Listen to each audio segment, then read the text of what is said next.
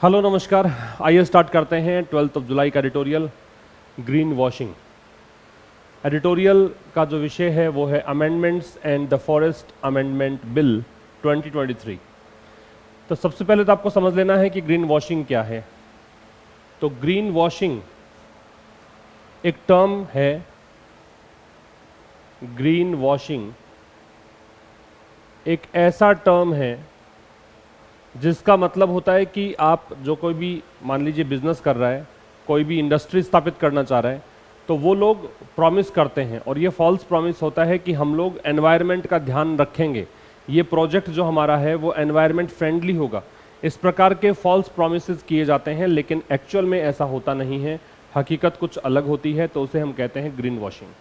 तो ये एक ऐसा शब्द हुआ जो फॉल्स प्रॉमिस का संकेत देगा। ग्रीन है तो ये हरियाली से संबंधित है, पेड़ पौधों से संबंधित है।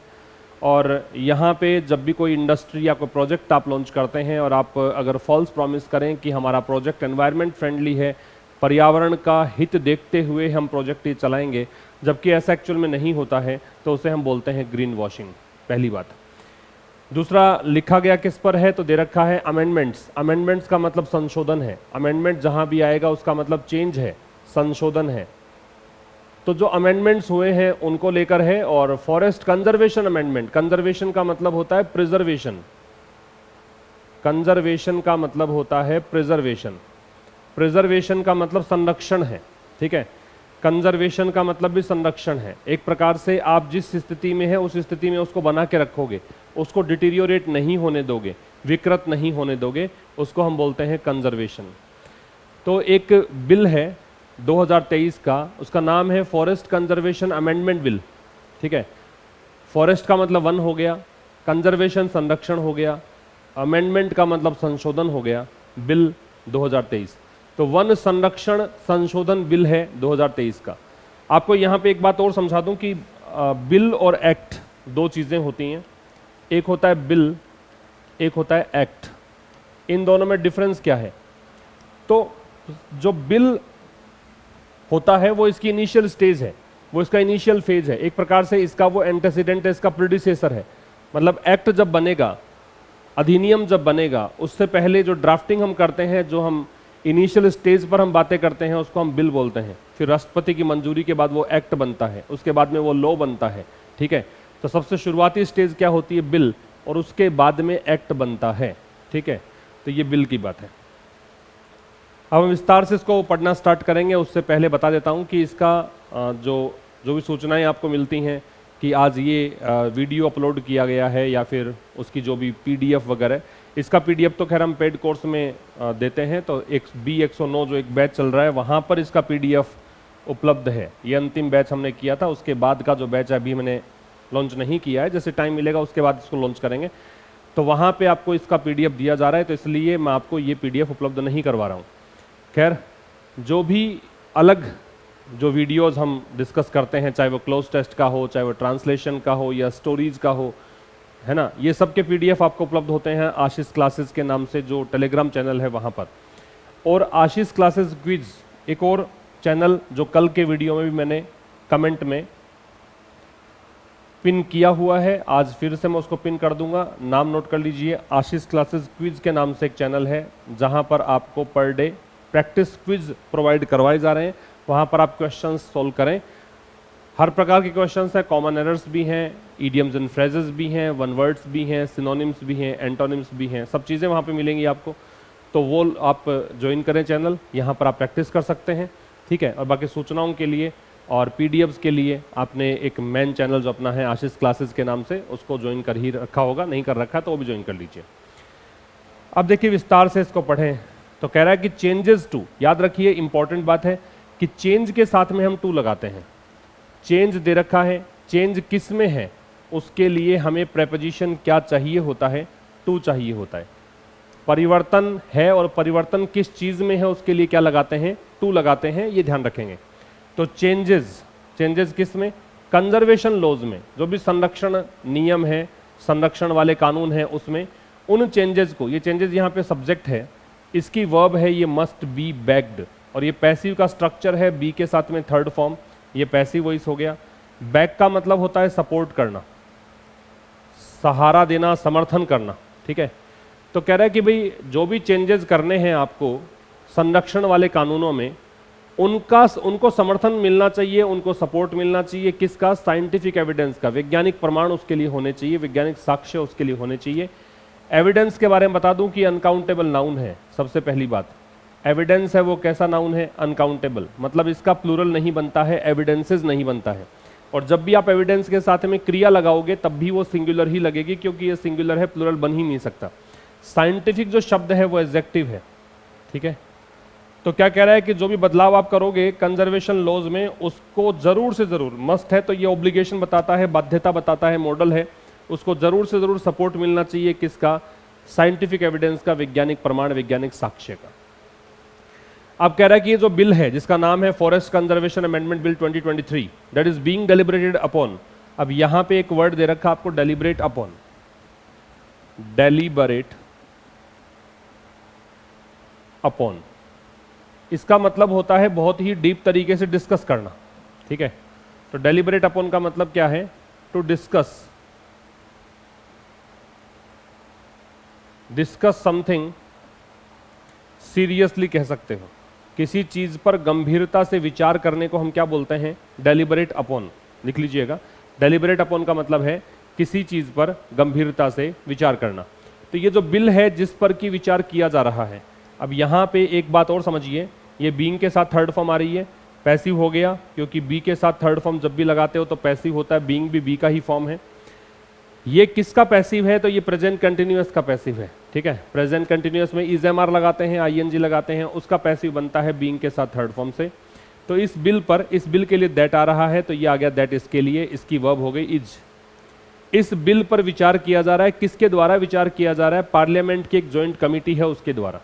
एक और काम की बात यहां पे बन जाती है कि पार्लियामेंट जो शब्द है, इससे पहले हम कोई भी आर्टिकल प्लेस नहीं करते हैं अगर ये जेनरिक तरीके से यूज किया गया है तो पार्लियामेंट का प्रयोग आप दो तरीकों से कर सकते हो। एक जेनरिक वे में, मतलब हमें पता ही नहीं हो कि कौन से देश की पार्लियामेंट, कहाँ की पार्लियामेंट, ये, और एक स्पेसिफिक, आपको पार्लियामेंट के बारे में थोड़ा डिस्क्रिप्शन दे रखा हो। तो जब ये जेनरिक होता है तो इससे पहले हम द नहीं लगाते हैं, और जब ये स्पेसिफिक होता है तो द लगाते हैं। ये बात आपको याद रखनी है। यहाँ द नहीं आएगा, यहाँ पे द आएगा अगर स्पेसिफिक है तो। जैसे मैं कहूँ द पार्लियामेंट ऑफ इंडिया, है ना, तब आप द लगा दीजिए। सीधा पार्लियामेंट की बात करोगे तो वहां पे द मत लगाना, क्योंकि वो जेनरिक यूसेज के अंदर आएगा। तो क्या कह रहा है फिर? ये कह रहा है कि भाई ज्वाइंट कमेटी है एक पार्लियामेंट की, उस कमेटी, उस समिति के द्वारा, कमेटी की स्पेलिंग भी इंपॉर्टेंट है, यहाँ पे डबल एम आ रहा है, डबल टी आ रहा है और डबल ई आ रहा है, ठीक है। कमेटी की स्पेलिंग इंपॉर्टेंट है, ध्यान रखिए। तो जो फॉरेस्ट कंजर्वेशन अमेंडमेंट बिल है 2023 का, जिस पर की विचार किया जा रहा है पार्लियामेंट की ज्वाइंट कमेटी के द्वारा, अब ये इस बिल की वर्ब है इज। ये बिल क्या है? अ कंटेंशियस पीस ऑफ लेजिस्लेशन। ये एक प्रकार का, एक कह सकते हो कि विवादास्पद विधेयक है। लेजिस्लेशन का मतलब एक प्रकार से कानून है, विधेयक है। कंटेंशियस क्या है? तो देखो, सबसे पहली बात तो OUS आ रहा है। जिन वर्ड्स के एंड में OUS आता है वो जनरली एडजेक्टिव की श्रेणी में रखे जाते हैं। क्या वर्ड है? कंटेंशियस, ठीक है। इसका मतलब क्या है? इसका मतलब है कंट्रोवर्शियल, कंट्रोवर्शियल, या फिर क्या कहोगे इसको? इसको कहिए डिस्प्यूटेबल। विवादास्पद को बोलते हैं क्या? कंटेंशियस। ये इसका सिनोनिम हो गया। कंट्रोवर्शियल और डिस्प्यूटेबल दोनों ही क्या हैं? विवादास्पद के सिनोनिम हैं। तो ये एक प्रकार से ये जो बिल है ये एक विवादास्पद कानून है। दैट सिग्नल्स, दैट किसके लिए आ रहा है? इस कानून के लिए आ रहा है, रिलेटिव प्रोनाउन है। इसकी वर्ब है सिग्नल्स, जो कि कानून सिंगुलर है तो सिग्नल के साथ में एस जोड़ रखा है। सिग्नल का मतलब होता है हिंट देना, संकेत देना। तो ये कानून यहाँ संकेत देता है किसके बारे में? The complex challenges. कॉम्प्लेक्स का मतलब जो इंट्रिकेट है, कॉम्प्लिकेटेड है, जटिल है। चैलेंजेस मतलब चुनौतियां। Involve in balancing industrial development, जो कि शामिल हैं, इन्वॉल्व हैं। एक बात ध्यान रखना यहाँ पे, इन्वॉल्व दो मतलब देता है। इन्वॉल्व के दो मतलब होते हैं। एक तो इन्वॉल्व नाउन के पहले लगता है और एक इन्वॉल्व नाउन के बाद में लगता है। अगर इन्वॉल्व नाउन के पहले लग रहा है तो इसका मतलब होता है जटिल। ध्यान से समझना। अगर ये नाउन के बाद में लग रहा है, नाउन इसके पहले है, इसे हम पोस्ट एडजेक्टिव कहेंगे। नाउन के बाद आता है तो क्या कहते हैं? पोस्ट एडजेक्टिव, और इसका मतलब होता है शामिल। तो यहां फिलहाल जो सेंटेंस आपको दे रखा है, इस सेंटेंस में ये आपका चैलेंजेस नाउन है और उसके बाद इन्वॉल्व लगा रखा है, तो ये आपका हो गया पोस्ट एडजेक्टिव और इसका मतलब शामिल है। तो कह रहा है कि विवादास्पद कानून है और इसमें संकेत है किस बात का? कॉम्प्लेक्स चैलेंजेस को लेकर संकेत है, जो जटिल चुनौतियां हैं उसको लेकर संकेत है। और ये चैलेंजेस शामिल किस में है? ये शामिल है इस चीज में, इन प्रेपोजिशन है, प्रेपोजिशन के बाद में आईएनजी लगता है, तो बैलेंसिंग, बैलेंसिंग मतलब संतुलित करना। इंडस्ट्रियल डेवलपमेंट, इंडस्ट्रियल औद्योगिक डेवलपमेंट, विकास। तो वो चुनौतियां जो कि शामिल हैं किस चीज में? औद्योगिक विकास और कंजर्वेशन ऑफ फॉरेस्ट। एक तरफ औद्योगिक विकास भी आपको करना है और एक तरफ आपको करना है फॉरेस्ट का संरक्षण, वनों की कटाई भी नहीं हो और उद्योग धंधे भी पनपे। इस चीज को संतुलित रखने की चुनौतियां हैं इस बिल के अंदर, ये इसका ट्रांसलेशन है। ठीक है, जहां दे लगता है तो समझ लिया करो कि आगे नाउन होगा, और जब TION एंडिंग वर्ड दे रखा है तो ये नाउन है। ये ओ आपका प्रेपोजिशन हुआ और प्रेपोजिशन के बाद ऑब्जेक्ट लगता है तो ये भी आपका नाउन हो गया। ऑब्जेक्ट जो होता है वो नाउन या प्रोनाउन ही होता है, तो ये नाउन है क्योंकि प्लूरल फॉर्म में दे रखा है फॉरेस्ट, तो ये नाउन हो गया। ठीक है, वाइल इंडस्ट्रियलाइजेशन इनएविटेबली। अब यहां एक काम की बात और है, इनएविटेबल क्या होता है? इनएविटेबल, सबसे पहली बात तो ये एविटेबल का एंटोनिम है। इसकी वर्ड कैटेगरी में लिख दूं कि ये एडजेक्टिव है। ये एडजेक्टिव क्यों है? ये एडजेक्टिव इसलिए है क्योंकि एबल लग रखा है। जिन वर्ड्स का एंड एबल से आप करते हो तो उसको हम बोलते हैं क्या? एडजेक्टिव है। और इनएविटेबल एविटेबल का उल्टा है। ठीक है, तो इसको आप क्या बोलेंगे? इसको आप बोल दीजिए अवॉइडेबल। एविटेबल का सिनोनिम क्या होगा? अवॉइडेबल। लेकिन जब आपने इन लगाया है तो इसको भी आप इसी कैटेगरी में रखो तो ये बन जाएगा अनअवॉइडेबल। तो अवॉइडेबल का उल्टा क्या हो जाएगा? अनअवॉइडेबल। ठीक है, ये हो गया जिससे बच नहीं सकते हो आप, जो होकर रहेगा, जो निश्चित है, अपरिहार्य है, उसे बोलते हैं inevitable. Able ending words adjective होते हैं, ध्यान रखिए। चूंकि इसमें एलवाई लग रखा है तो ये एडवर्ब बन रहा है, और एडवर्ब जनरली एलवाई हम किस में जोड़ते हैं? एडजेक्टिव में ही जोड़ते हैं। तो कह रहा है कि वाइल इंडस्ट्रियलाइजेशन इनएविटेबली मीन्स, तो देखो वाइल जब लगता है, वाइल कंजंक्शन का काम करता है। वाइल इज अ कंजंक्शन, और वाइल यहां दो क्लॉजेज को जोड़ता है। वाइल कनेक्ट्स टू क्लॉजेज, और दोनों ही क्लॉजेज एक दूसरे से विपरीत होंगे, ये इसकी फीचर, इसकी प्रकृति होती है। तो यद्यपि जो औद्योगिकरण है, इंडस्ट्रियलाइजेशन है, वो अपरिहार्य रूप से, इसका मतलब ये होता है कि यूजर्पिंग, इसको यूजर्प कहते हैं, और इसका सिनोनिम लिखेंगे आप सीज, हथियाना। इसको आप एक्सप्रोप्रिएट भी कह सकते हैं, एक्सप्रोप्रिएट भी कह सकते हैं और सीज भी कह सकते हैं। जब्त करना या हथियाना इसका मतलब है। तो यद्यपि औद्योगिकरण का सीधा सा मतलब यह होता है कि आप ग्रेटर ट्रैक्ट्स, ट्रैक्ट्स का मतलब होता है लार्ज एरिया या large part of land, large area या लार्ज पार्ट ऑफ लैंड। जमीन का बहुत बड़ा हिस्सा जो होता है उसको बोलते हैं क्या? ट्रैक्ट्स। और ट्रैक्ट्स नाउन है, एस जोड़ रखा है, प्लूरल बना हुआ है इसलिए। तो हालांकि औद्योगिकरण का सीधा सीधा मतलब यह होता है कि आप बहुत बड़ा हिस्सा जो है वन भूमि का, फॉरेस्ट लैंड का, वो हथियाओगे, एंड इकोसिस्टम्स और पारिस्थितिकी तंत्र है उसको भी सीज करोगे, हथियाओगे। अब दूसरी तरफ देखो आ रहा है ये वाला, द फॉरेस्ट कंजर्वेशन एक्ट 1980, जो ये एक तरफ तो समझा दिया कि हालांकि जो औद्योगिकरण है उसका सीधा सा मतलब ये होता है कि बहुत बड़ा भाग जो जमीन का है, वन भूमि का है, वो हथियाना पड़ता है, इकोसिस्टम भी इसकी चपेट में आ जाता है। लेकिन जो फॉरेस्ट कंजर्वेशन एक्ट 1980 वाला है, देखो एक्ट जब भी आएगा दे लगेगा, ध्यान रखना, एक्ट जो भी होगा उससे पहले दे लगेगा, इंपॉर्टेंट बात है। ये जो संरक्षण अधिनियम, वन संरक्षण अधिनियम 1980 has been the mental piece legislation. वैसे तो मेंटल पीस का शाब्दिक अर्थ तुम सर्च करोगे गूगल पर तो इसका मिलेगा आपको कि जो फायर प्लेस होता है, कभी आपने मूवीज वगैरह में देखा होगा कि घर के अंदर ही एक ऐसी व्यवस्था होती है जहाँ पे सर्दियों के समय लकड़ियाँ जलाई जाती हैं, आग जलाई जाती है, जिसको आप अंगीठी बोलते हैं, ठीक उसी प्रकार का। उसके ऊपर एक वुडन कह सकते हो या मेटेलिक कह सकते हो, वो एक सरफेस होता है ना, उसको बोलते हैं मेंटल पीस। लेकिन यहाँ इस बात का लेना देना है नहीं। इसका मतलब ये समझ लो इंपॉर्टेंट है, ठीक है। अभी इसका मतलब वो नहीं है जो मैंने बताया एग्जैक्टली, जो अंगीठी के ऊपर का स्थान होता है, फ्रेम होती है, उसको बोलते हैं हालांकि, लेकिन यहाँ इसका मतलब है नहीं, इसका मतलब निकलेगा इंपॉर्टेंट। तो कह रहा है कि हालांकि औद्योगिकरण का मतलब ये है, लेकिन ये जो अधिनियम है ना, ये एक मेंटल पीस लेजिस्लेशन रहा है, ये एक बहुत ही इंपॉर्टेंट विधेयक रहा है। दैट किसके लिए आ रहा है? इस विधेयक के लिए। इसकी वर्ब है हैज एम्पावर्ड। आपको पता होना चाहिए कि हैज के साथ थर्ड फॉर्म लगाते हैं तो थर्ड फॉर्म है। जब आप किसी को एम्पावर करते हो तो आप उसको अधिकार देते हो, आप उसको शक्तियां देते हो। तो एम्पावर का मतलब लिखेंगे आप, एम्पावर का मतलब है ऑथोराइज करना। एम्पावर का मतलब क्या है? ऑथोराइज करना, अधिकार देना, शक्तिशाली बनाना। स्टेट का मतलब सरकार मान लो, राज्य मान लो, सरकार मान लो, ठीक है। तो ये जो अधिनियम है ये एक इंपॉर्टेंट विधेयक है, और ये ऐसा विधेयक है जिसने कि सरकार को एम्पावर किया है, सरकार को एक प्रकार की पावर दी है, ऑथराइजेशन दिया है, अधिकार दिया है। क्या चीज़ का? कि वो इस चीज़ को रेगुलेट करे। रेगुलेट करने का मतलब नियमों में बांधना है, मुख्य धारा में लाना है, ठीक है। जब आप किसी चीज़ के रेगुलेशन की बात करते हो, इसका मतलब उस संबंधित नियम बनाने की बात करते हो। And impose cost on, impose का मतलब होता है थोपना। अब यहाँ इसका लेवी भी हो सकता है, चार्ज भी हो सकता है ना। और वैसे थोपना है तो क्लैंप डाउन भी एक सिनोनिम होता है इसका। क्लैंप डाउन का मतलब थोपना होता है। फोइस्ट भी एक सिनोनिम होता है इसका, ये भी थोपना होता है। वैसे यहाँ पे इसका मतलब चार्ज करना ही मान लो, और इम्पोज कॉस्ट ऑन का मतलब पेनल्टी लगाना मान लो, जुर्माना लगाना मान लो।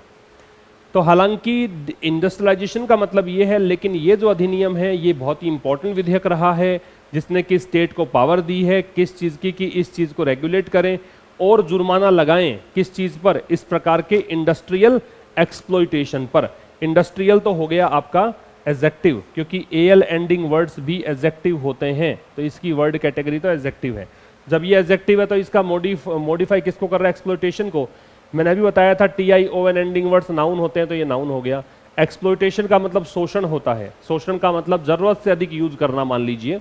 तो जो ये औद्योगिक शोषण होता है ना, इस पर जुर्माना भी लगा सकता है, वो इस विधेयक के अंदर दे रखा था आपको, ठीक है। तो इस विधेयक के बारे में बताया। अभी हाल फिलहाल हम जो बात कर रहे हैं वो इस विधेयक के संशोधन की बात कर रहे हैं, अमेंडमेंट एक्ट की बात कर रहे हैं, अमेंडमेंट वाले बिल की बात कर रहे हैं। ये हम 1980 के जो अधिनियम था, एक्ट था, उसकी बात हमने की। आगे कह रहा है ओरिजिनली मेंट फॉर। ओरिजिनली मतलब मूल रूप से, और LY एंडिंग है तो एडवर्ब हो गया। मेंट फॉर का मतलब ये इसलिए बना है। मेंट फॉर का मतलब है ये कस्टमाइज इसलिए किया गया है, कस्टमाइज किया गया है, इसके अनुरूप ढाला गया है। तो मूल रूप से ये किसके लिए था अधिनियम? ये एक्ट जो था वो नोटिफाइड फॉरेस्ट के लिए था। फॉरेस्ट यहाँ पे नाउन है, नोटिफाइड एडजेक्टिव है। कल के सेशन में भी बताया था कि जब आप थर्ड फॉर्म में एडजेक्टिव देखते हो, जब थर्ड फॉर्म देखो, फॉर्म तो क्रिया की बनती है। अब क्रिया जब एडजेक्टिव की तरह व्यवहार करे और आपने देखा थर्ड फॉर्म है, तो उसे हम पास्ट पार्टिसिपल कहते हैं। क्या कहते हैं? Past participle. और अगर वही क्रिया ING रूप में आ जाती है और फिर वो एडजेक्टिव की तरह काम करती है, तो उसे हम नाम देते हैं प्रेजेंट पार्टिसिपल, ठीक है। तो ये एडजेक्टिव है। नोटिफाइड का मतलब क्लासिफाइड कह दो, वर्गीकृत कह दो, अधिसूचित कह दो, मार्क्ड कह दो, कि कुछ वनों पर निशान लगाए गए थे, उन्हीं के लिए ही था ये अधिनियम। A landmark supreme court judgement. Landmark का मतलब जो मेजर, जो इंपॉर्टेंट है, जो मुख्य है। एक जजमेंट आया था सुप्रीम कोर्ट का, है ना। और ये कौन सा केस था? ये केस था TN गोदावरमन थिरुमल पद केस, 1996 की बात है। इस केस में सुप्रीम कोर्ट का एक बहुत ही मुख्य डिसीजन आया। अमंग अदर थिंग्स मतलब बाकी चीजों के बीच, अदर के बाद में तो नाउन खैर प्लूरल आता है, या यूं कहूं कि नाउन प्लूरल आता है तो उसके पहले अदर आता है। नाउन अगर ये थिंग होता, थिंग्स नहीं होता, यहाँ पे थिंग होता, तो इसकी जगह पे मैं अनदर कर देता। अनदर एक वचन के लिए आता है, ठीक है। तो कह रहा है कि एक मुख्य डिसीजन जो था, तो कह रहा है मुख्य रूप से या मूल रूप से इसका लेना देना किससे था? नोटिफाइड फॉरेस्ट को लेकर था, क्लासिफाइड फॉरेस्ट को लेकर था। एक मुख्य डिसीजन आया इस केस में बाकी चीजों के बीच में। उस डिसीजन ने क्या किया? ब्रोडेंड। ब्रोडेंड का मतलब है एनहांस कर दिया, बढ़ा दिया, इंक्रीज कर दिया। इस डिसीजन ने बढ़ा दिया क्या? स्कोप, दायरा। स्कोप का मतलब रेंज बढ़ा दी, दायरा बढ़ा दिया। किसका? सच प्रोटेक्शन, इस प्रकार के संरक्षण का। टू इवन दोज, उन के लिए भी जो ऑफिशियली क्लासिफाइड नहीं थे, ठीक है। मतलब इस तरीके से क्लासिफाइड जेकर नोटिफाइड फॉरेस्ट। हालांकि जो ये एक्ट था उस एक्ट में केवल कुछ विशेष वनों की ही बात की गई थी, लेकिन एक डिसीजन 1996 का आया इस केस में। इस डिसीजन ने, सुप्रीम कोर्ट के निर्णय ने स्कोप बढ़ा दिया ऐसे प्रोटेक्शन का, ठीक है। और यहां तक कि उन मतलब फॉरेस्ट के लिए भी जो ऑफिशियल तरीके से क्लासिफाइड नहीं थे। क्लासिफाइड यहां पे एडजेक्टिव है, ये यहां ऑफिशियली जो है वो एडवर्ब है। नॉट भी एडवर्ब होता है, याद रखें, और एक एडवर्ब से पहले दूसरा एडवर्ब आ सकता है, ये पता होना चाहिए आपको, तो ये एडवर्ब है, ठीक है। India's forest cover has seen only marginal increases, marginal मतलब आंशिक रूप से। इंडियाज फॉरेस्ट कवर का मतलब हो गया भारत का जो वन क्षेत्र है, भारत के अंदर जो फॉरेस्ट का कवर है, मतलब भारत में जितना वन भूमि है, ये कवर जो है इसकी वर्ब है हैज सीन, हैज के साथ थर्ड फॉर्म है। इसने देखा है क्या, ओनली मार्जिनल इंक्रीजेस, मतलब भारत में जो वन का क्षेत्र है उसमें केवल आंशिक बढ़ोतरी ही देखी गई है। मार्जिनल एडजेक्टिव होगा, इंक्रीजेस आपका यहाँ पे नाउन होगा, और ओनली जो है वो यहाँ पे एडवर्ब है। आप पूछोगे कि इंक्रीज तो वर्ब भी हो सकती है, तो सब वर्ब तो आई चुकी है यहाँ पे। फॉरेस्ट कवर की वर्ब हैज सीन है, अब इसका ऑब्जेक्ट बताना है तो इंक्रीजेस ऑब्जेक्ट है तो नाउन ही होगा फिर ये, ठीक है। तो भारत के फॉरेस्ट कवर ने देखा है केवल आंशिक बढ़ोतरी, ठीक है। एज बाइनियल रिपोर्ट्स, बाइनियल का मतलब होता है जो 2 साल से एक बार आए, एनुअल का मतलब होता है जो साल में एक बार हो, और बाइनियल का मतलब होता है हैपनिंग एवरी 2 ईयर्स। हर 2 सालों में जो चीज होती है उसको बोलते हैं बाइनियल। तो एक बाइनियल रिपोर्ट आई, द्विवार्षिक रिपोर्ट आई, किसकी? Forest survey of India. ये forest survey of India, Bharat के वनों का जो सर्वे किया गया उसकी रिपोर्ट आई। और ये रिपोर्ट जो है प्लूरल है, ये सब्जेक्ट है, इसकी वर्ब ये इलस्ट्रेट है, ये इसकी वर्ब है। तो जिस प्रकार से मतलब कहा ना कि भारत के अंदर फॉरेस्ट कवर में बहुत कम बढ़ोतरी हुई है, मार्जिनल इंक्रीज हुआ है, ये बात कौन बता रहा है? ये बात बता रहा है रिपोर्ट्स। ये जो द्विवार्षिक रिपोर्ट आती है ना, उसमें ये बात स्पष्ट की गई है। इलस्ट्रेट क्या होता है वो लिखेंगे आप, इलस्ट्रेट का मतलब होता है डिस्प्ले करना, ठीक है, दिखाना। इसको आप डिस्प्ले करना भी कह सकते हो, इसको आप शो करना भी कह सकते हो, है ना। इलस्ट्रेट का एग्जाम्पलीफाई भी करना कह सकते हो। तो यहां चरितार्थ होती है ये बात, यहां बात स्पष्ट होती है, ये बोलना चाह रहा है। आगे कह रहा है ग्रोथ इन फॉरेस्ट कवर, जो फॉरेस्ट कवर के अंदर ग्रोथ है इनसाइड ऑफिशियली रिकॉर्डेड फॉरेस्ट। कहां पर हुई? इनसाइड मतलब के भीतर, ऑफिशियली मतलब ऑफिशियल आधिकारिक रूप से, एडवर्ब है, रिकॉर्डेड एडजेक्टिव है, जो दर्ज फॉरेस्ट है। तो जो ऑफिशियली रिकॉर्डेड फॉरेस्ट है, जिन वनों को आपने नोटिफाई कर रखा है, जिन वनों का रिकॉर्ड आपके पास है, उन फॉरेस्ट में जो बढ़ोतरी हुई है, जो ग्रोथ हुई है फॉरेस्ट कवर की, इज। अब ये जो ग्रोथ है ये आपका सब्जेक्ट है और ये इसकी वर्ब है इज। स्टैग्नेंट, वो वृद्धि बिल्कुल स्टैग्नेंट है, स्थिर है, मोशनलेस है। स्टैग्नेंट का मतलब होता है मोशनलेस, या फिर आप इसे कहोगे क्या कह सकते हो, इनर्ट, निष्क्रिय है, मतलब गति रुकी हुई है। स्टैग्नेंट का मतलब है मूविंग नहीं है, नॉट मूविंग है, गति हुई नहीं है, कहने का मतलब वृद्धि हुई नहीं है। तो जितने भी वन तुमने रिकॉर्ड कर रखे हैं, ऑफिशियली रिकॉर्ड आपके पास है, उसमें वृद्धि देखने को मिली नहीं है। और या फिर यूं कहो कि अगर वृद्धि हुई भी है तो एट बेस्ट का मतलब होता है ज्यादा से ज्यादा, है ना, ज्यादा से ज्यादा। हायर स्टैंडर्ड पे अगर बात करें तो वो इंक्रीमेंटल रही है। इंक्रीमेंटल का मतलब यहां पे है ग्रेजुअल, धीरे धीरे रही है वृद्धि, बहुत ही धीमी रही है, बहुत ही स्लो रही है, ये मतलब है। इंक्रीमेंटल एडजेक्टिव है क्योंकि एल दे रखा है, तो इसे मैं एडजेक्टिव कह दूंगा। ये आपका वर्ड कैटेगरी बता दी मैंने आपको, ठीक है। It is tree cover in orchard, इसको बोलते हैं ऑर्चर्ड। ऑर्चर्ड का मतलब होता है बगीचे। प्लांटेशन का मतलब होता है जहां पर मतलब ये भी एक क्षेत्र ही है जहां पर पेड़ पौधे लगाए जाते हैं, उस एरिया को बोलते हैं प्लांटेशंस। और विलेज होमस्टेड्स, होमस्टेड का मतलब ऐसा समझ लो फार्म हाउस मान लो, फार्म हाउस को बोलते हैं होमस्टेड्स। तो कह रहा है इट इज ट्री कवर। अब देखो इट की वर्ब है इज, ये इट है ना वो इम्फेटिक है, जोर देने के लिए, स्ट्रेस देने के लिए आ रहा है। तो ट्री कवर कहां देखने को मिला? पेड़ पौधे ज्यादा हो वो कहां है? बगीचों में देखो, प्लांटेशन देखिए, प्लांटेशंस वाले एरिया में। और जो गांवों के अंदर फार्म हाउस टाइप का एरिया वहां पे है। दैट हैज बीन, और ये जो ट्री कवर है, इस ट्री कवर के लिए आ रहा है दैट, इसकी वर्ब है हैज बीन, ये रहा है। ऑन द राइज मतलब बढ़ोतरी हुई है। कहने का मतलब जो ऑफिशियल तरीके से रिकॉर्ड किए गए फॉरेस्ट है वहां तो बढ़ोतरी आपकी हुई नहीं है, और अगर हुई है तो बहुत धीमी वृद्धि हुई है। लेकिन अगर गांव में फार्म हाउस की अगर बात करोगे, आप गार्डन्स की बात करोगे, प्लांटेशंस की बात करोगे, तो वहां पे ट्री कवर बढ़ा है। ऑन द राइज का मतलब इंक्रीज हुआ है। एंड सप्लीमेंटिंग, सप्लीमेंट का मतलब लिख लो, ये सप्लीमेंटिंग का मतलब हो गया कि ये एक प्रकार से ऐड कर रहा है, या फिर कहें कि सपोर्ट कर रहा है इस चीज को, या फिर कहें कि इसको बढ़ा रहा है। ऐड कह दो, सपोर्ट कह दो। इस सप्लीमेंटिंग होता क्या है? पूरक होना। तो ये पूरा कर रहा है इस बात को, इस बात को जोड़ रहा है। क्या? इंडियाज क्लेम, भारत का जो दावा है। क्या दावा है भारत का? कि 24% of its area is under forest. Bharat का दावा है कि 24% जो एरिया है, किसका? इट्स मतलब इंडिया के लिए पॉजिटिव एडजेक्टिव, क्षेत्र जो है ये 24% की वर्ब इज है। याद रखना, परसेंटेज में जो कुछ भी आता है वो सिंगुलर होता है हमेशा, तो ये परसेंटेज की बात थी इसलिए इज लगाया है। तो कह रहा क्या है कि भारत का दावा है कि 24% जो एरिया है भारत का क्षेत्र का जो है वो फॉरेस्ट के अंदर आता है, ये क्लेम है। और इस चीज को ये सप्लीमेंट कर रहा है, ये इस चीज को समर्थन कर रहा है। क्योंकि आप बगीचों में जाके देखेंगे, फार्म हाउस में जाके देखेंगे, प्लांटेशंस में देखेंगे तो ट्री कवर बढ़ा है, और ये भारत के दावे को मजबूत करता दिखाई दे रहा है। एंड ट्री कवर है ना, और जो ट्री कवर वाली बात है, मतलब भारत कह रहा है कि भारत का 24% जो एरिया है वो फॉरेस्ट और ट्री कवर के अधीन है। मतलब या तो वन मिल जाएंगे या फिर पेड़ों से वो एरिया कवर हुआ मिल जाएगा आपको। इंडिया हैज कमिटेड टू, भारत ने कमिटमेंट किया है। कमिटमेंट का मतलब है प्रतिबद्धता जाहिर की है, वादा किया है। और याद रखें कमिट के साथ में टू लगता है, और ये भी याद रखें कि टू के साथ वैसे तो V0 आता है, बेस फॉर्म आती है, लेकिन कमिट टू के साथ ING लगता है। ये इंपॉर्टेंट बात है, ये आपको नोट कर लेनी चाहिए। कमिट टू जब भी होगा, whenever you see commit to altogether, then we have to use V0 plus ING। समझ में आ रही है बात?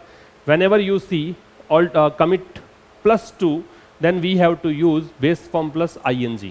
तो भारत ने कमिटमेंट क्या किया है? बढ़ाने का। क्या? इस संख्या को, कितनी, कौन सी संख्या? 24% को कहां तक बढ़ा देगा?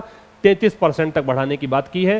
एंड एडिंग, और ये भी बात कर रहा है भारत कि कार्बन सिंक, कार्बन सिंक क्या चीज होती है? कार्बन सिंक का मतलब होता है चाहे पेड़ पौधे हो, चाहे ओशियन हो, या फिर कोई नेचुरल कोई भी मतलब प्राकृतिक कोई भी चीज हो जो कि एनवायरनमेंट में व्याप्त कार्बन डाइऑक्साइड को एब्जॉर्ब करने की क्षमता रखती है, उसको बोलते हैं कार्बन सिंक। रिपीट कर रहा हूं जो भी पेड़ पौधे हैं या फिर ओशियन है या फिर कोई भी नेचुरल कोई थिंग्स हैं हमारे सराउंडिंग में, हमारे एनवायरनमेंट में, वो एनवायरनमेंट में व्याप्त कार्बन डाइऑक्साइड को एब्जॉर्ब करने की जो एबिलिटी रखती है उसको कार्बन सिंक बोलते हैं। ठीक है। और भारत ने ये भी कहा है कि हम जो 2.5 बिलियन की हमारी कैपेसिटी जो है कार्बन सिंक की, उसको भी ऐड कर देंगे। और ऐड के साथ लगता है टू, कहां तक लेके जाएंगे? 3 बिलियन टन्स तक लेकर जाएंगे। ठीक है। Of carbon dioxide this way, इस तरीके से हम कार्बन सिंक जो है वो इतना ले जाएंगे। कब तक? 2030 तक। ये जो बाई है ये बता रहा है टिल, मतलब तक। कोई अगर ये जानना चाहे कि टिल और बाई में फर्क क्या है, टिल का मतलब भी तक है, बाई का मतलब भी तक है।